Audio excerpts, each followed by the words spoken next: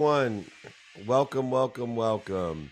We got a little background music still rolling. We're gonna take it's BYOQ. That means bring the questions. I'll bring the answer. BYOQ. Welcome everybody. Thank you so much for Friday training. We've been doing this for over 21 years now. I just saw, so that's pretty cool. We are here to be of service and of help. If you need anything, all you need to do, all the exercises, guides, and even my book, David at dmeltzer.com. Reach out. We're happy to provide those. I will send you a book, sign it, ship it for free. I'll pay for shipping. Don't worry. But all the exercises from today of the BYOQ are available to you. Just email me, david at dmeltzer.com. Next week's training is mentorship versus coaching and the nuances of that. We're going to be riding this wave on IG, on Clubhouse, and of course, right here. Let's get started. What is your personal opinion of currency? I ask this because if everyone were millionaires, wouldn't that be a form of good communism? Wow. um, I don't think that a political uh, party, like a communist party, uh, can be attributed to everyone being a millionaire. I think millionaires in an abundant world of more than enough of everything is a currency. And a currency is an object of energy that we put into the flow to get what we want. And if we could create an abundant collective consciousness of millionaires that were putting their currency into the flow, then I don't necessarily think that it would have to be through communism or socialism or capitalism. I think that devoid of any political structure is a currency of money and a philosophy and mindset of money that if we could convince the whole world that there was more than enough of everything for everyone, that we all could be millionaires. And the interesting irony to that to me is most of us wouldn't want to be millionaires if we truly believed and had faith, which is another currency, that there was enough of everything for everyone. So I'm not sure how to connect a political party to, or a political system, sorry, to being a certain amount of wealth. I subscribe to a theory that we all are wealthy and we just have to figure out what's interfering between us and the wealth that we already are. We are all healthy. We have to see what we're interfering with our own health and shift our paradigm and perspective. And tuned and aligned with my own mission, we are all happy. And we have to figure out what we're doing to interfere with that happiness. First up on Clubhouse is Mike Mamola. Mike Mamola, you got a question for me, my friend? I do, Dave. Good morning or good afternoon, depending on where everyone is. And my question is when we talk about coaches and mentors, I have a pretty good idea, but I love to hear it from you, obviously, for all of the apparent reasons. When people are looking to coaches and mentors, what are the differences and what should they look for in each specifically? Yeah, I mean, this will be our training next week. I love the question. So I'm just going to touch on it to give a little bit of a taste of what next week's training is going to be about. But I think people, number one, don't know how to find a mentor or a coach. I think they don't know the difference between a mentor and a coach. And I don't think that they have the courage to ask for help of a mentor or a coach. I think they see everyone as a gatekeeper, not as a sponsor or power sponsor. But it's highest level, we're looking to surround ourselves with the right people and the right idea. We're looking to get somewhere. And so it all starts with knowing what you want. It's same as ordering at a restaurant. You could have a menu out there, but if you're too embarrassed to order what you want, you're not going to get what you want. Or if you don't know how to read or find or understand a menu, if any of you have traveled internationally and there's no pictures on the menu, these are all types of analogous situations to truly finding the right person to get you where you want to go. Two types of people: one that's going to bring the best out of you, and one that's sitting in a situation that you want to be in that can give you directions on how to get there or give you a guide to get you there, meaning the relationship capital, the power sponsors in your life in order to effectuate getting you there. So we got a lot to talk about next week when it comes to, a coach to bring the best out of you, and of course a mentor to give the best of themselves in order to effectuate. But there's a system to utilize coaches and mentors to find them, utilize them, maximize what capabilities they have, and to take accountability for yourself. So we're going to go deep into that next week, next Friday training, always 11 a.m. Pacific, 2 p.m. Hey, Mr. Mamola, thank you so much. I know you're down in the Bahamas, so what an honor for you to join me. Thank you so much. All right, next up, we'll bring up Andrew. I'll take another one here online. Andrew Warner, you're up next. We'll take a quick question in the interim as you come and get prepared.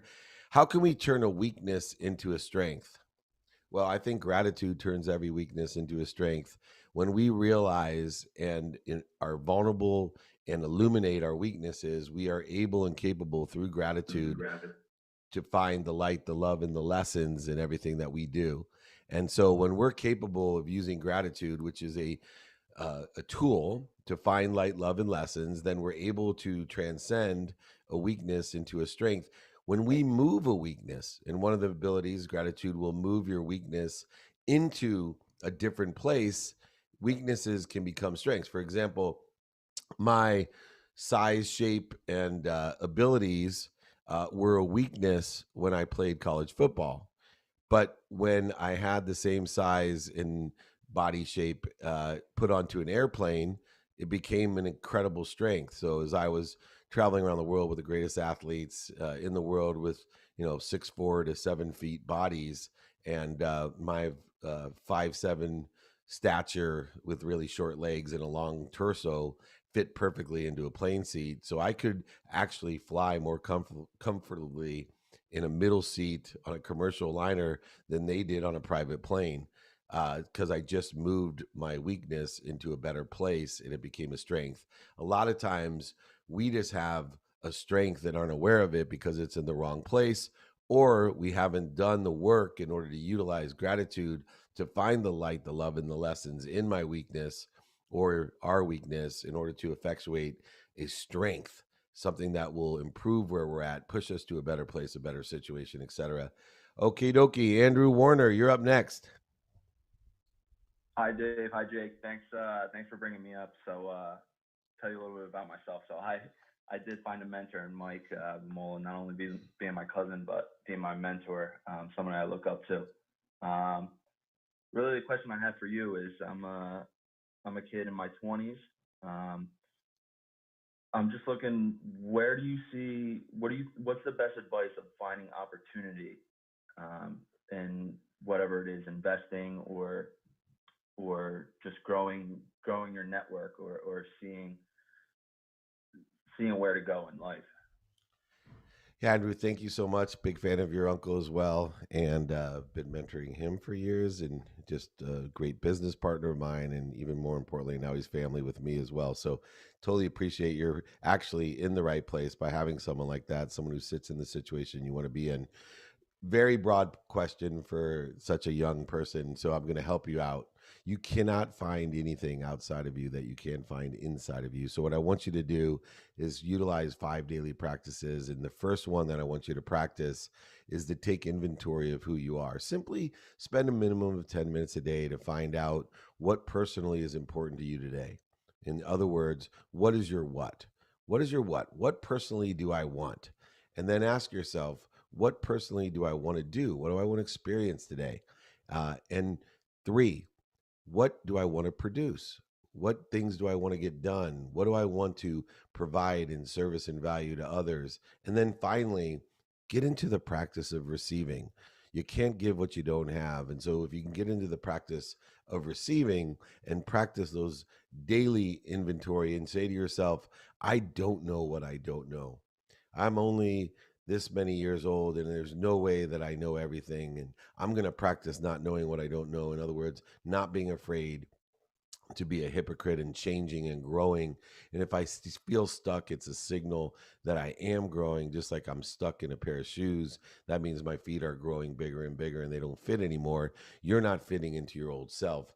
So when you're looking to see at a young age, it seems overwhelming what you don't know and how many opportunities and choices and options you have. The best thing to do is look within yourself to the values that you have. Take inventory of your values without any fear that you're growing, expanding, and accelerating, and that you yourself are changing. And that's a good thing. So if you have to go back to your friends weekly, daily, monthly, it doesn't matter, and say, I've changed my mind. I want to be a doctor. No, I want to be a lawyer. No, I want to sell this. No, I would like to be a speaker, an author, an entrepreneur, a consultant, whatever it is you want to be. Don't be afraid of being a hypocrite. Change your mind. It means you're growing, accelerating. Keep your options open. Look within to find those options, and you will live an accelerated, expansive existence, a journey that you will enjoy every day without quit in the pursuit of all those options, opportunities, and your potential. Does that sound fair, Andrew? Yeah, that sounds awesome. Thank Thanks, man. you. I really take the time talking to me. You're awesome, man. Thank you very much. And thank your uncle for me as well. Next up is Terry Thompson, the double T. What's going on, Terry? Let me take a quick question online. What do you think is more important, the first impression or the lasting impression? Um, well, I think, oh man, that's so interesting. I would say the lasting impression, because we always have a way. There's so many people that at first may get the wrong impression, but through consistent, persistent behavior and exposure and awareness, that they may have and be able to re-engineer a lasting impression, which obviously has a longer shelf life than a first impression. First impressions, though, are very important. They make it easier to create and accelerate a lasting impression. Uh, as you know, even on the respect that a first impression could close a mind, and it takes 1,000 times the amount of effort to open a mind than it does to engineer an open mind. And so I would say that both are important, but a lasting impression is of more value in your legacy and your mission of empowering others to empower others for whatever you want to do, which is the best way to get exponentiality in your life, to grow, to expand. So, to create the lasting impressions, the legacies that we want, for me, to empower others to be happy, which is why I'm so grateful and full of joy for everyone that's here online, on IG, and Clubhouse. Thank you so much. All right, Terry, you're up, my friend. Hey, David, appreciate it. Thanks for having me on here. Love everything that you're doing. So, my question is about the future of online education. It's definitely changing over time here. And here's my specific question for entrepreneurs. How do you see, or what opportunities do you see for entrepreneurs to position themselves with their courses or training for accreditation so that courses could be worth college credit to gain some of that market share?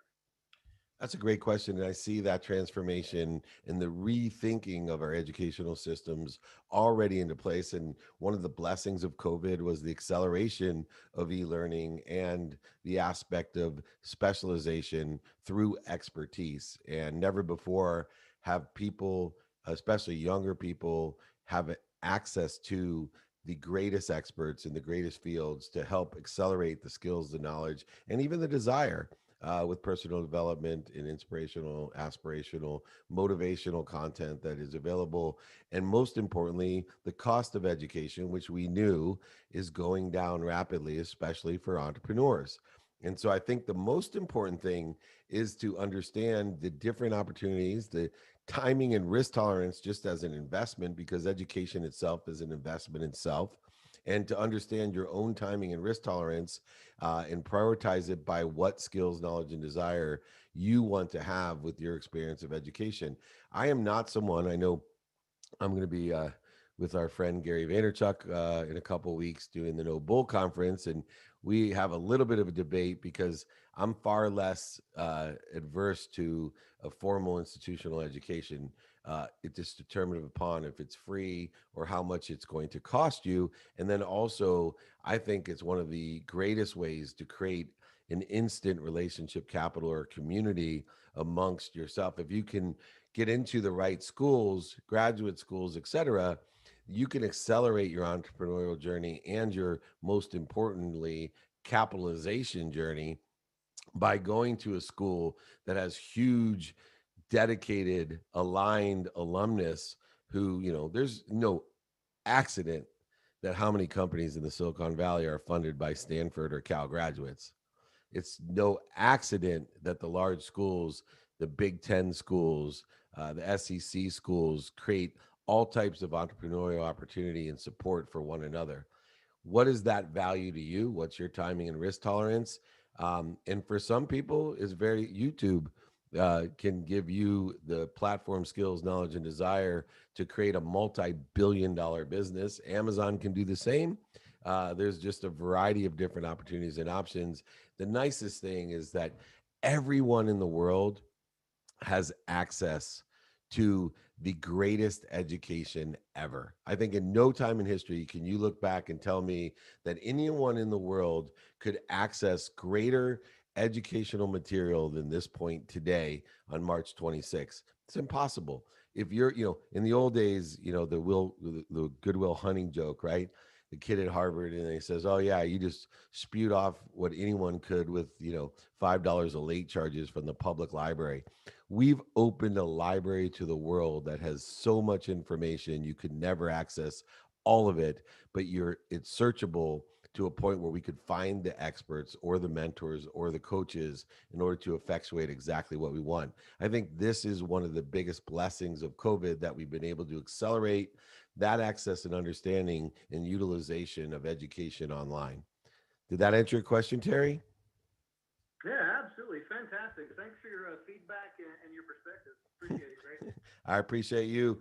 Anybody on Clubhouse, just to reset, I do free coaching sessions every Friday.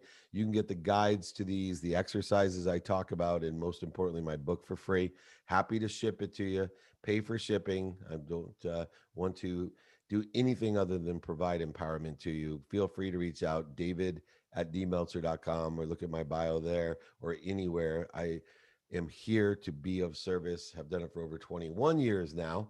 I've just been informed it's no longer than 20. So it's my lucky number. Besides, I'm a Clemente fan. All right, I'm going to take a question online. Is William Kraft? You're on deck, my friend.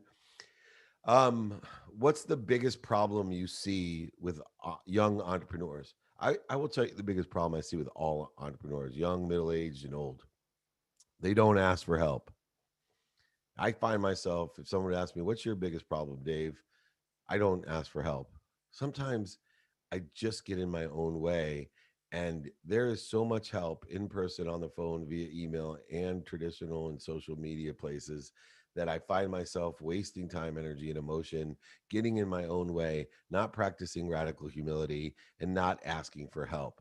You are far greater to find the open minds of the world and ask them simply, get a pen. Do you know anyone that could help me? There's only two types of people in my mind. One, a sponsor, someone that knows someone that can help me, and two, a power sponsor, somebody that can help me and knows somebody that can help me. To be able to effectuate that with that perception has unbelievably allowed me to get to places faster than you've ever believed. When you ask for help, it's simply finding someone that's sitting where you want to be and asking them for directions. No easier way to get somewhere than that. All right. Next up, I have William Kraft. William. Hey, David, thank you so much for putting this room together. It's absolutely amazing. My question is really simple. And how do you approach competition? So, number one, comparison is different than competition. So, comparison to me is the thief of joy. So many people, they think they need to be comparative and not competitive. I think competition is extremely important. In fact, my journey to happiness, my philosophy of happiness is a competitive philosophy. What is it? To enjoy the consistent, that's every day, persistent, that's without quit, pursuit, that's competitive, of my potential. My competition is every day to be my greater self, to plateau and grow, to look only within. And my competition is to be aware of what creates that interference, void, shortages, and obstacles between me and my higher self, my greatest source of power, light, and lessons, which I'm connected to at all times. My greatest competitor is to me to compete against my own ego based consciousness, to compete against the need to be right, offended, separate, inferior, superior, anxious, frustrated, and angry, to separate instead to fight the separation, to remind myself of the oneness and what I am connected through and to for others. It's amazing how many people steal their joy because they're competing against something they'll never win. Others. If you only compete to be your greatest self, you will have a fulfilling, passionate, purposeful, and profitable journey without a doubt. And so I think a lot of people confuse comparative to competition. I'm a huge fan of competition of self and to expand, grow, and accelerate to our higher self and to utilize that expansive philosophy and competitive philosophy within itself, where instead we use a comparative definition to competition, which only robs our joy, creates more interference, voids, and shortages. There'll always be something outside of you that you can't control that you may find steals your joy. So look within, compete within, and you will find passion, purpose, and profitability. All right, next up, I'm going to take a question online. Is the next person on deck on Clubhouse, Shanil Sadrani. Just a pleasure to have you here. Um, what have you found to be the most effective strategy to use while networking? For me, I'm very systematic in my networking. I believe that the successful people that network have created a discipline, a habit, a strategy to networking. My discipline, habit, and strategy is to network 7 days a week to make sure that every single day I'm asking as many times as I can in person. So, creating a habit of asking people in person, what are you doing today? Where are you from today? What do you like about it? What don't you like it? Would it help you if? Do you know anyone that could help me? Same thing via email, same thing versus phone and text, same thing in traditional media and social media.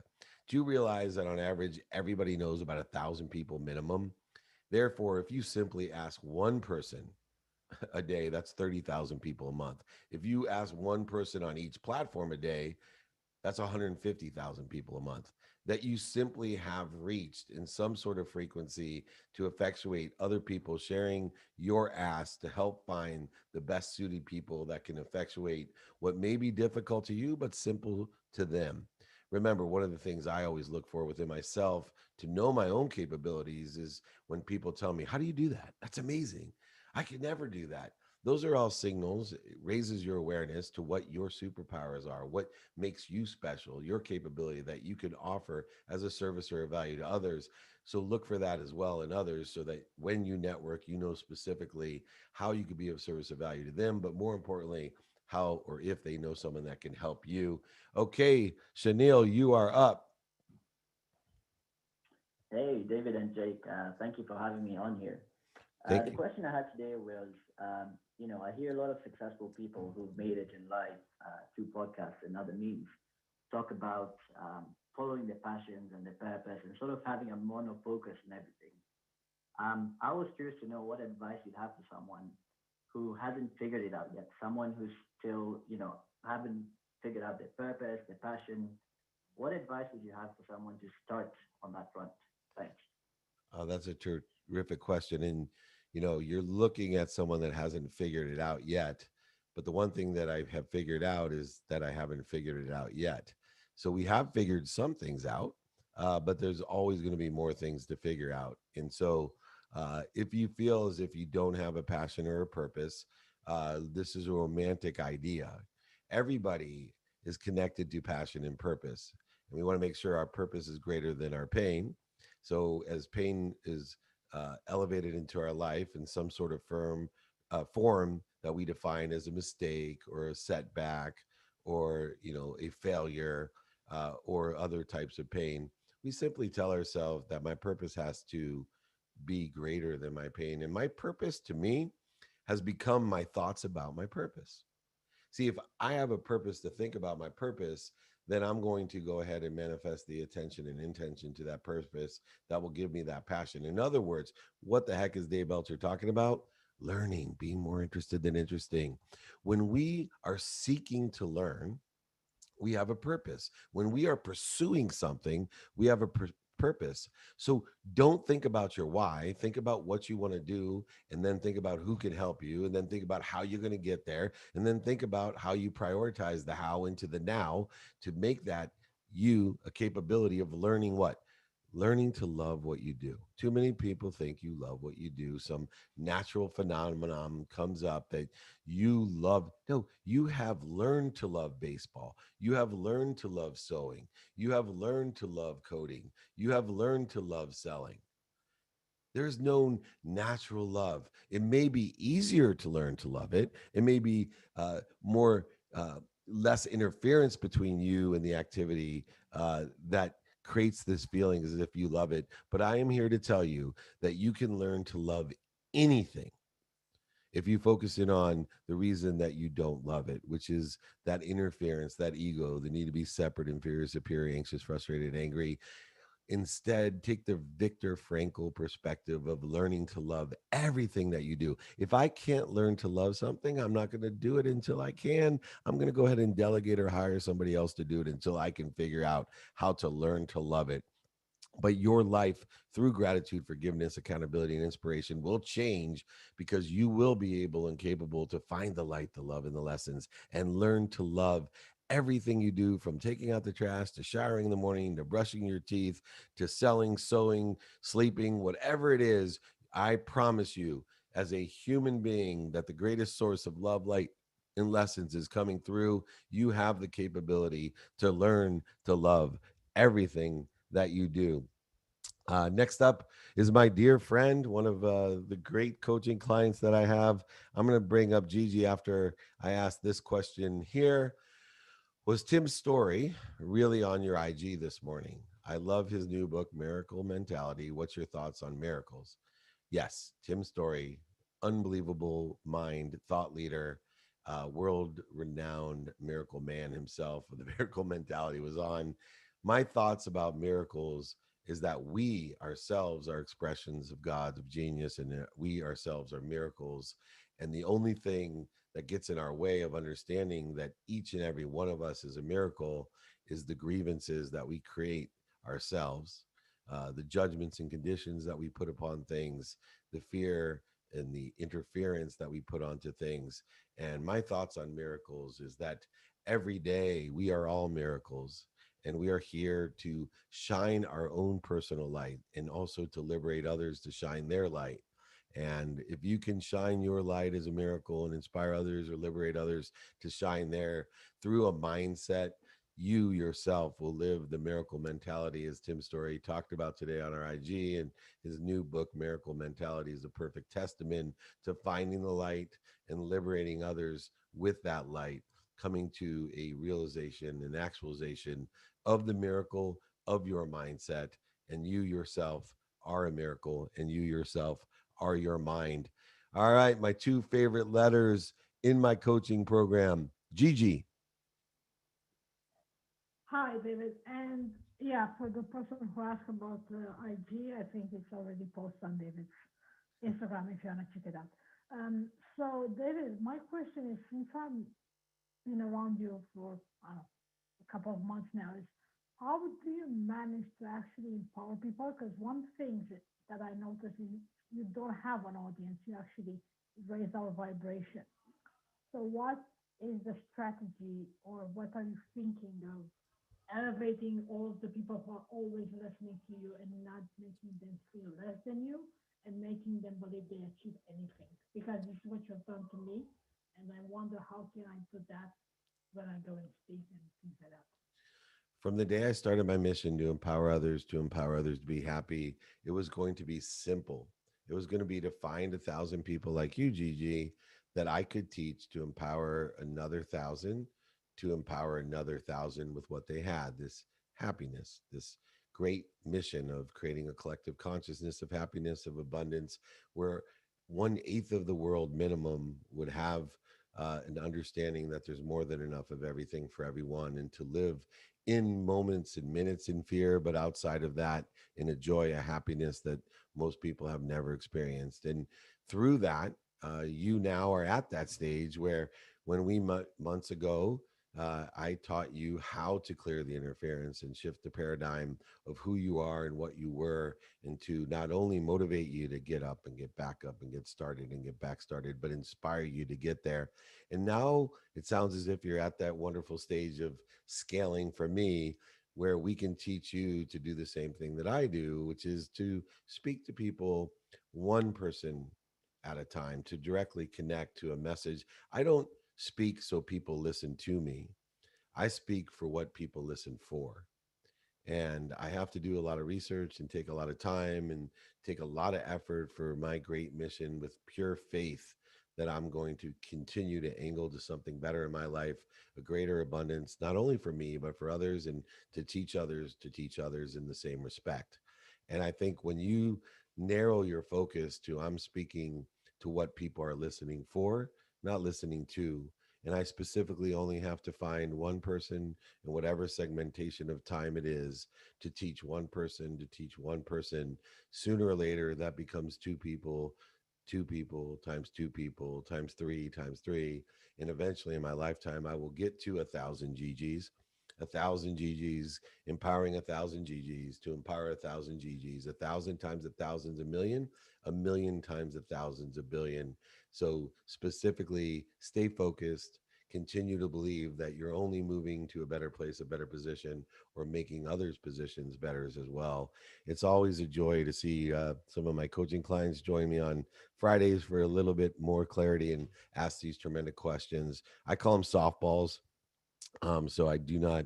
It's a catch 22 for me because I think that Clubhouse should be a community. It shouldn't be a plug house. So I try not to plug too much in there. But you are a joy, Gigi. Thank you so much. I appreciate the question. Thank you. You're amazing. Okay, I'm going to take another question online. As I do, I'm going to bring up on deck here on Team Meltzer, Christina Madrigal. You are next up on the fabulous Price is Right. All right, here we go. Can you talk to the darkness being our imagining and the lightness being there for us to look upon? Imaging, I'm not sure I understand. Darkness is the interference, and light is what we are. We are light. We are connected to the greatest light, the greatest source, the greatest power of all times. And where we see darkness is the interference, the voids, the shortages, the ego based consciousness that creates, such a waste in our life. Just think, I love to use this example. Anyone, just pick the need to be offended. Think about, or let's take a better one, my Sharon Lecter one, the need to worry. Sharon teaches worrying is just wishing for what you don't want. Imagine if you could take all the time, emotion, energy, and money and relationships that you worried, that you ruined by worrying, and put that into something positive. That's the intuitive conflict between darkness and light, that we ourselves are creating the darkness from what we already are, our health, our wealth, and our happiness. So, identifying darkness is identifying ego based consciousness, interference, voids, and shortages. And if we shift the paradigm, instead of trying to be healthy, be wealthy, and to be happy, instead, I am healthy, I am wealthy, I am happy. What is it that's interfering? What's this darkness interfering with what I already am? That's where the light comes in, and it comes within and through us to not only share with others, but to clear the darkness. Remember, one particle of light will overcome a million particles of darkness. Go ahead, walk into a dark room and light a match. Watch how many particles of darkness disappear, dissipate, or dissolve. It's amazing. Okay, next up, one of my faves, Christina. What do you got for me? Hi, happy Friday, everybody. Thanks for having me. I really appreciate it. Feel excited on the Price is Right. um, so my question today is one of the lessons I've been learning and realizing that's been coming up in my life is that I'm incredibly critical of myself, and it's reflecting in being critical of others as well. And it's kind of it's just showing up a lot lately. Just this high expectation that I have that's becoming critical, and it's not super great for the flow of what I'm trying to get done. So can you speak a little bit to what might be happening, or any kind of ideas of getting that critical thoughts and thinking outside of my head? Thank you so much. What a great topic, because almost everyone in some degree is critical of themselves. And I think into the exact degree are criticals of others. And in fact, I have one of my favorite employees is so critical. And that criticalness is put within the context of himself, put onto documents. His criticalness is put onto others. And so I think it helps us when we detach self from a behavior like being critical and realize that the behavior itself, if it's applicable to self, it will be applicable to documents, it'll be applicable to others, it'll be applicable to images, to movies, whatever it is. That is a behavior. It's a form of vibration or frequency of awareness, and that being critical, right? It could be a weakness, but it also could be a strength. And so for me, because I am someone who has a capability or a behavior called being critical.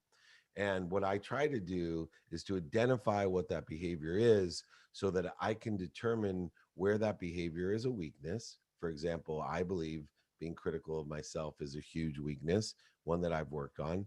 I believe being critical of others in most circumstances is an incredible weakness, except for when I'm vetting a deal, right? I love to trust people, but then use my critical behavior, the talent or skill of being critical, in which to vet the crap out of people so that I take accountability for making sure that what I hear is what's being executed in a business opportunity or deal.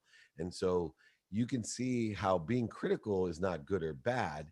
It's where am I being critical and how do I best utilize that skill or behavior in which to effectuate it as a strength, not as a weakness. And I think instead of trying to counteract being critical, what we want to do is, as we started with those weaknesses and strength, is put critical behavior in its perfect place where it's a strength and remove it from where it's a weakness. Does that help? Yes, thank you so much. I love that, to focus on the strength and not being good or bad. I really appreciate it. Thank you. You're amazing. Her voice just carries such great energy. Ah, my heart is warm when you speak. Thank you very much for joining. There's some people that come on here and you just feel their unbelievable frequency, and it's hard to believe that there's any critical thought in that pure vibration. So thank you. Okay, next up, Bianca Peinado. Bianca, you come up next. I'm gonna take a question real quickly online. When you say non-negotiables, what does that mean? So I usually utilize the term non-negotiables with my own values. So I have several non-negotiables in my life. The first is a minimum of an hour a day on my health. It's non-negotiable. So no matter what is thrown at me, as I always like to say, when we come up with a well-developed plan or routine, God loves to laugh. And so he'll make sure that that's disrupted in some way. But if we have a adaptable routine, one full of non-negotiables, where no matter what has happened or occurred, that I am going to make sure before I have my unwinding routine, which to me is a non-negotiable, that I am going to spend a minimum of an hour a day on my health, a minimum amount of time with my family, either in person, on the phone, via email, or some sort of communication to stay connected to every single day consistently and persistently. But I will reiterate, because I have posted some of this stuff up there and people are not hearing what I'm saying, and they're like, "Oh, that's disgusting. You only spend, you know, minimum of 5 minutes with your teenage girls every day." I'm like, "Yes, you're right. It's disgusting." No, it's not, because I'm one of the few parents that probably have three teenage daughters, and I get to spend that time minimum. Sometimes it's 5 hours, but every single day I am present and connected to the most important people in my life, regardless of whether it be in college or high school.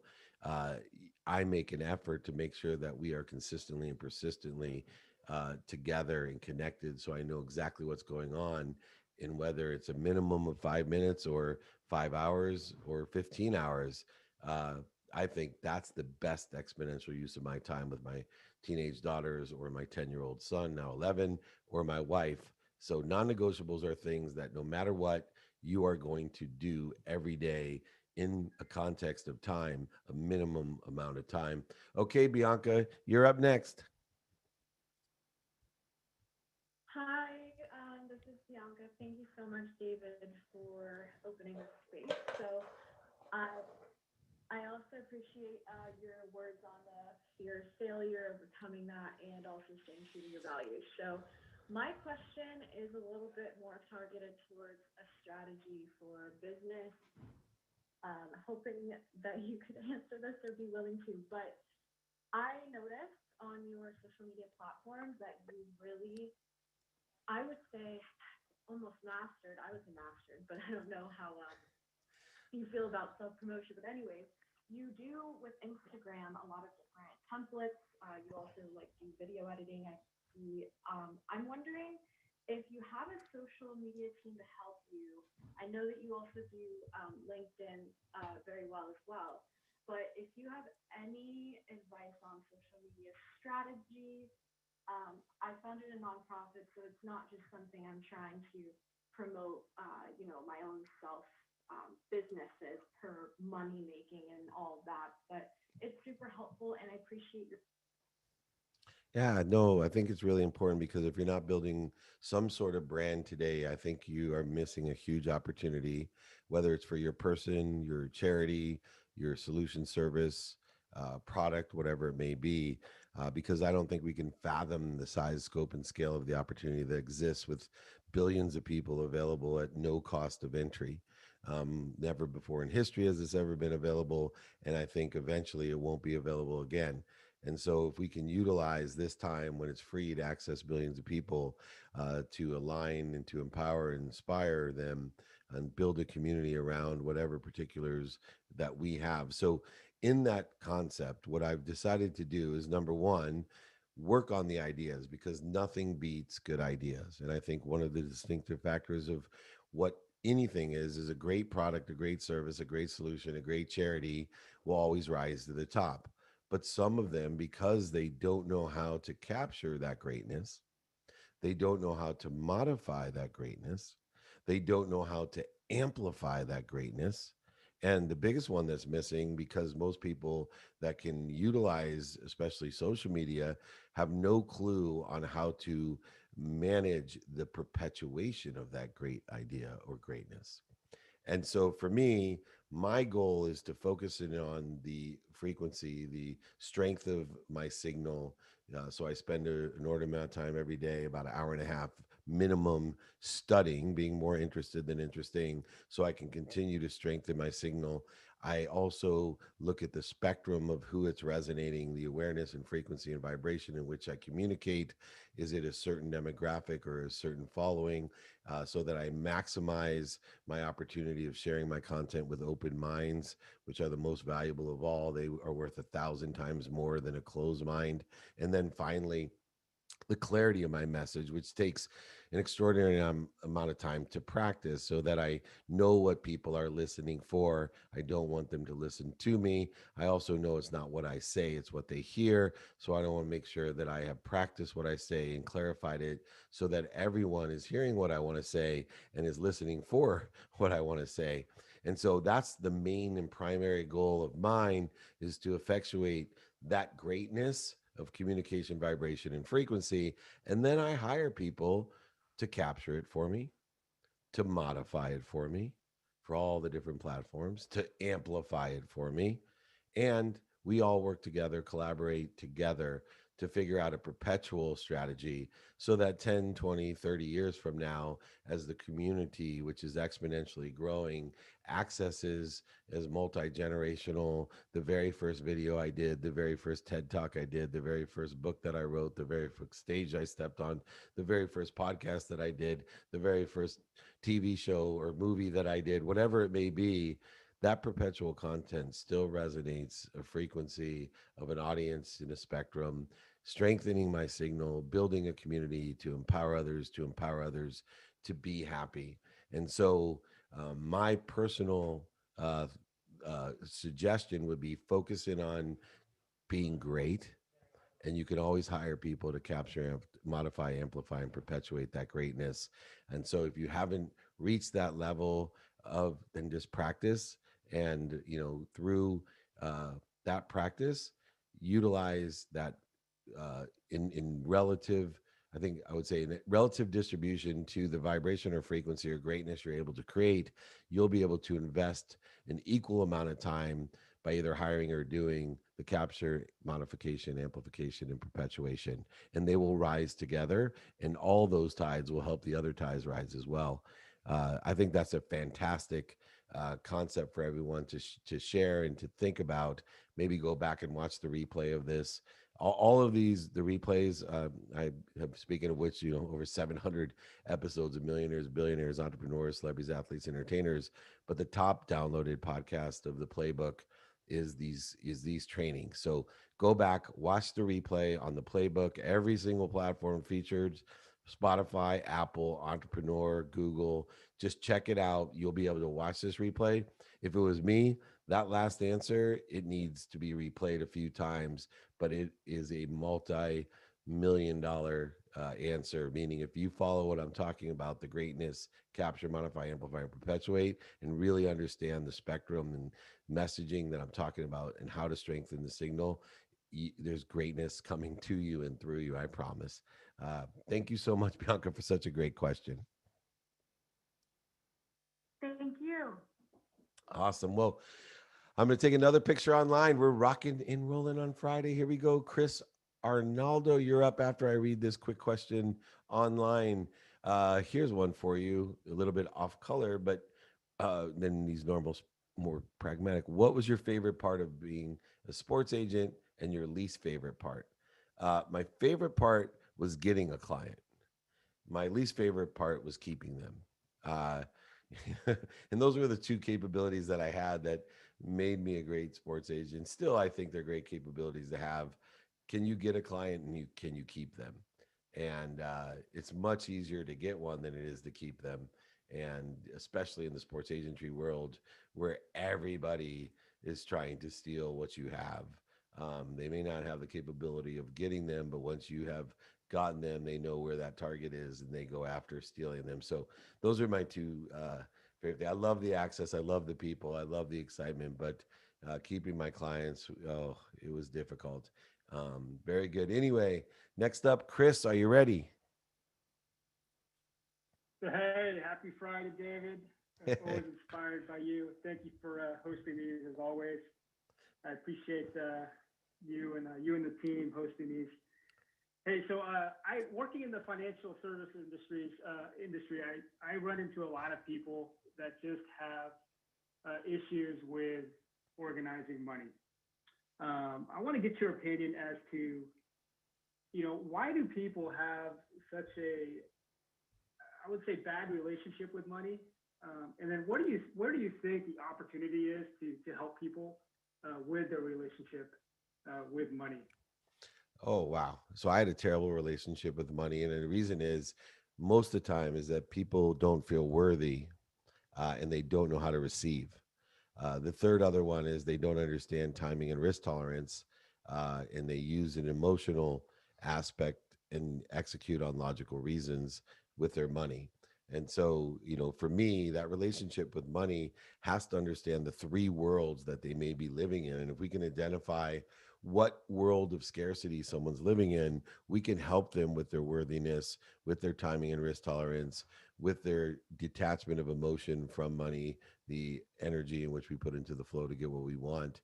And I think that a lot of people, no matter how much money they have, they live in a world of not enough. They feel as if there's not enough. They are victims. They're in a world of why me, not try me.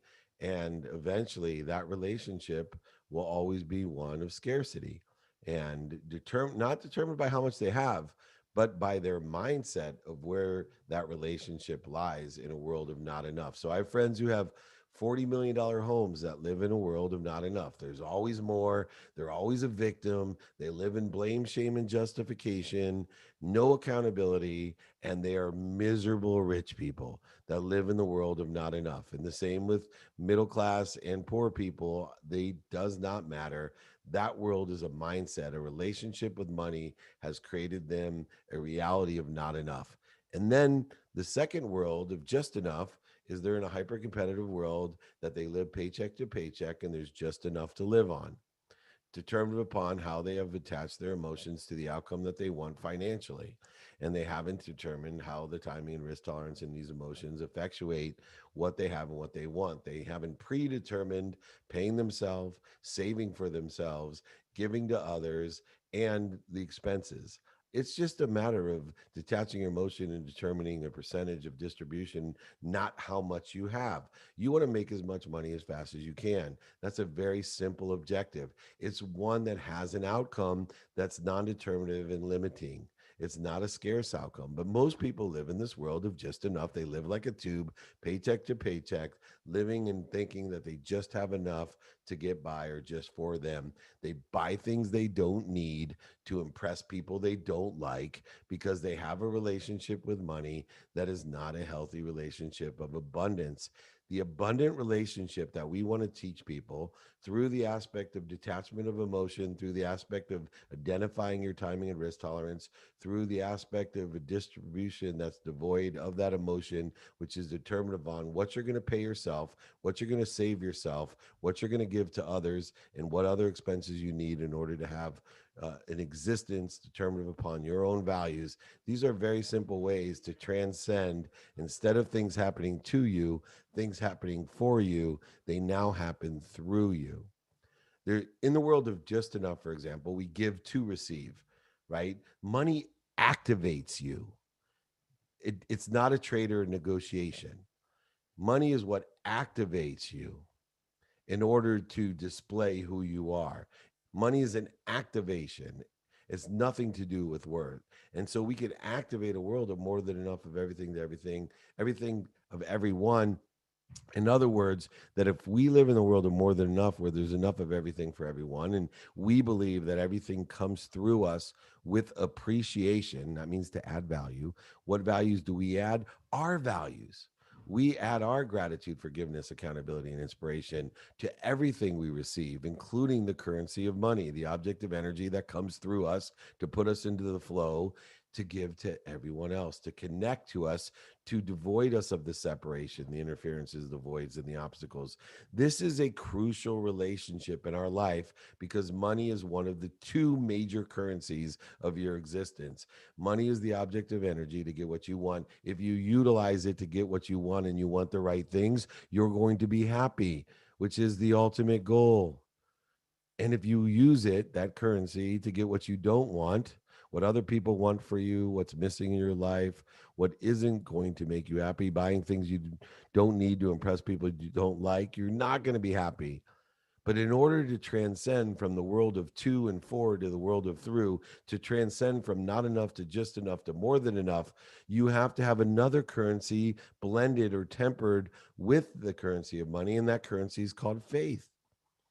You need to have the currency of faith, the object of energy to put you in the flow to get you where you want. You are exactly where you're supposed to be in the world of abundance. You have everything that you need in the world of abundance. And you will do everything possible to angle to more to come through you in an abundant world because there's more than enough. You are angling to what you want next with faith that you're going to end up somewhere better for not only you, but for everyone with everything. And if we can transcend from the world of not enough to just enough and transcend from there to a world of more than enough, we will collectively have a consciousness of happiness, which is my ultimate mission. Does that sound fair? I love it. I love it. Thanks, Dave. Appreciate you. Thank you, Jake, for moderating. You're awesome. All right. Yes. Thank you, Jake. I know I've made you're such a great little moderator there, my brother, but I've made your job easy today. All right. We have 5 minutes left. I'm going to take one question online and then I'm going to take Bobby Makepeace. You will be our last question on Clubhouse. I just want to reset free coaching on Friday, every Friday, IG Live, Clubhouse, online. You can watch the replays on the Playbook. Just download it. It's free. It's on Spotify, Entrepreneur, Google, Apple. Doesn't matter. It's featured everywhere. Just look up the playbook and you will find all of these trainings, over 700 podcasts there. And my books, guides, and exercises are all free. Just email me, David at dmeltzer.com. Okay, quick question here. Um, With the access of the library we are blessed to have today from the internet, would you say college is necessary to be successful? I kind of touched on that one. How can you become better at allowing yourself to receive from others? I love this one because I think that we all have a problem receiving in one respect or another. You know how we become better at receiving? Is we allow ourselves to receive, we practice it. We practice asking for what we want. Do you know anyone that can help me? And we find the sponsors and the power sponsors in our lives. We look upon everyone as a sponsor and a power sponsor with an abundant eye for an open mind. Remember, an open mind is 1,000 times more valuable than a closed mind, even if they're exactly your low hanging fruit. You know, I've worked in sales for so many years. I coach so many sales forces, executives in sales, and they're so stuck on finding the exact candidate, the prospect that fits exactly into their criteria, the lowest hanging fruit. I said, there's a problem. There's a problem with that lowest hanging fruit. They have a closed mind. It's the wrong time, emotion, or value right now. They have a closed mind. And that open mind over there, the one that you can just ask, you know, the one that could help me, is 1,000 times more valuable and it doesn't cost anything. It's so easy. You just got to ask. And so you need to allow yourself to receive by practicing receiving. And the way that we practice receiving is to ask for what we want and see exactly how we feel and how the other people feel and how the people who witness it feel. And pretty soon we'll realize that receiving is equal to or greater than in importance to giving because you can't give what you don't receive. All right, last question. No better person than a man named Makepeace. Bobby, make peace and be happy. You're up, my friend. Hey David, thanks for having me. Really appreciate you letting me come on and have a word with you. Absolutely. So I I've come to a bit of a sticking point in my financial life and my sort of life. I currently live at home. I moved away from London because of a few mental problems I had. I had to move home and sort shit out here. And for a while, I started to create local contacts here as a summer photographer. I started getting night photography jobs, portrait jobs, etc. And since the pandemic, things it actually went good for me because restaurants needed work and stuff. But I've come to a point now where I've worked side hustles. Like my side hustle was actually a real job. I was a postman for a bit whilst doing portraits at the weekend. And there's all this like work that is really mundane and soul destroying for me. But right now I'm so happy because I'm not working anything like that. I'm literally solely working on photography and like doing like a gratitude project and approaching people in the street and creating content on TikTok. I joined Clubhouse 2 days ago. I'm so excited by this whole platform and being able to speak to people like yourself. But financially, there's no money coming in. And it scares me because I think, well, because of where I live, everyone's settling down, buying houses, getting the newest thing. And I know what you're getting at with the whole buying things to make people think that you're better than you are. But it's hard because I do want my own place. I don't want to live at home. I'm 30. I've lived on my own before, and I'm back. So, but there's no money coming in. But I feel absolutely fulfilled creativity. I can't speak. I feel really fulfilled and happy as a creative right now and an artist. Yeah, no, a lot of artists and creatives feel that way and they're lying to themselves. They're not challenging themselves. Look, you want to move out, you should move out. And, you know, I was thinking when you were a postman, you were going to tell me that you would take your camera or your phone around with you. And while you're being a postman, creating art, I did. your I portraits. got told off though. Okay, but then find another activity you get paid for that can complement or be synergistic or supplementary to the skill sets that you have, either by overlapping them with what you do, utilizing time to your advantage, also using your mindset to find the love, the lessons, and the things that you do to have that activity you get paid for. And so if you really want something like to move out and have your own autonomy in your own space, if that's important to you according to your values, then stop lying to yourself and figure out a way to learn to love an activity that will pay for your own place, because you obviously have the capability to do so. You have the skills, the knowledge, and desire. And I think the creativity you have and the desire you have and the passion you have has a lot of alignment, have a lot of possibilities and capabilities that are synergistic, supplementary to things that are doing well, that pay very well, activity that is stable right now that pay very well, or even lottery tickets of things you could make a lot of money with. If somebody has that skill set, there's so many digital things that are going on that need people like you with creative ability. You need to be more interested than interesting. Find those opportunities, ask for help. Like I said, anybody ask these types of problems and you feel like you're stuck, please email me, david@dmeltzer.com. I will help find you the right people that can help you understand that alignment, that synergistic and supplementary value that you have currently with the skill sets that you have, and even the love that you've already ascertained by learning to love photography and art the way that you have. We lie to ourselves. We create these void, shortages, and obstacles in our mind. There are many and multiple solutions to this issue of moving out. And one is just determining how your skill sets are aligned with activity you get paid for or supplementary to, meaning overlapping. And you can find those opportunities. There's many out there. And I'm happy to help you, as I said, and I'm happy to help everyone. Just email me, david@dmeltzer.com. Remember, next week's coaching is training is coach versus mentor and all the aspects that we talked earlier in the day with. We have the last episode of season 1 of 2-Minute Drill airs tonight on Bloomberg and Amazon. And season 2, we just finished last night. All 12 episodes are in the can. They will be modified, amplified, and perpetuated in June on Bloomberg and Amazon as well. Reminder, email me if you want any of the guides from today, exercises, or my book. I'll sign it, send it to you, and pay for shipping. david@dmeltzer.com. Remember, most importantly, everyone, be kind to your future self and do good deeds. We'll see you next week.